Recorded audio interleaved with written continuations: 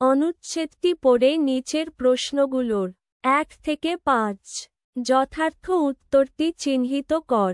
আমি বক্তাও নহি। আমি কম বক্তার দলে। বক্তৃতায় যাহারা দিগ্বিজয়ী। বক্তিয়ার খিলজি।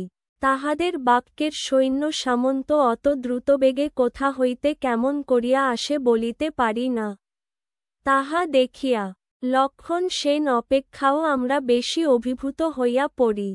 তাহাদের বাণী আসে বৃষ্টিধারার মতো অবিরল ধারায়।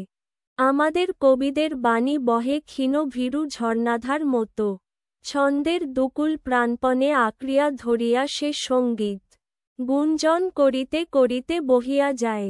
পদ্মা ভাগীরথীর মতো খরস্রোতা যাহাদের বাণী। আমি তাহাদের বহু পশ্চাতে। আমার একমাত্র সম্বল আপনাদের তরুণদের প্রতি আমার অপরিসীম ভালোবাসা। প্রাণের টান।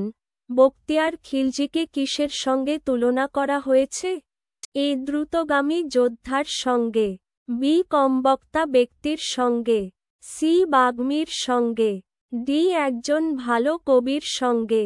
সঠিক উত্তর দ্রুতগামী যোদ্ধার সঙ্গে।